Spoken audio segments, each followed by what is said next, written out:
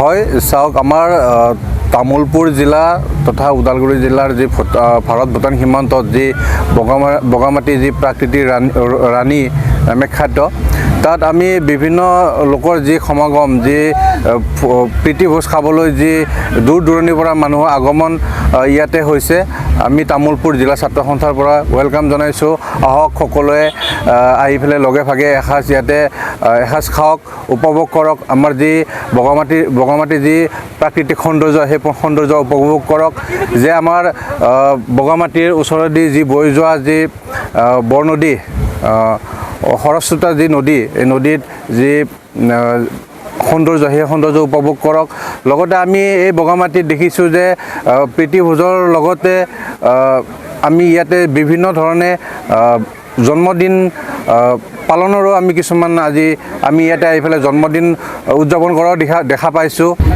আজি আমি বগামাটিত এইখিনি অঞ্চলত উপস্থিত হৈছোঁহি বিশেষকৈ আমাৰ গড়েশ্বৰ সমষ্টিৰ সোহাগপুৰ নিবাসী কৰণ চেত্ৰী ডাঙৰীয়াৰ জন্মদিন সেই অনুষ্ঠান এটা আমি ধুনীয়াকৈ আমি পালন কৰিছোঁ আৰু এইখিনিতে আমি ক'বলৈ পাই অত্যন্ত সুখী হৈছোঁ যে আমি কৰণ চেত্ৰীৰ জন্মৰ দিনা আমি বগামাটিৰ এই অঞ্চলত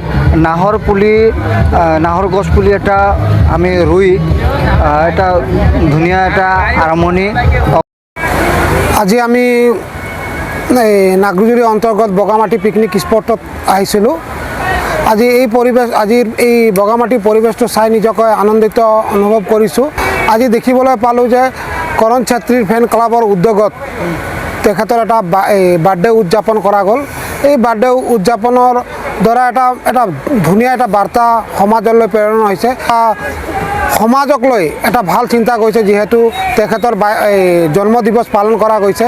এই জন্মদিৱসৰ উপলক্ষে মানে এটা ভাল বাৰ্তা প্ৰেৰণ কৰিছে যে এনেকুৱা পৰিৱেশত আমি বিভিন্ন ধৰণৰ কাম কাজো কৰিব পৰা যায়।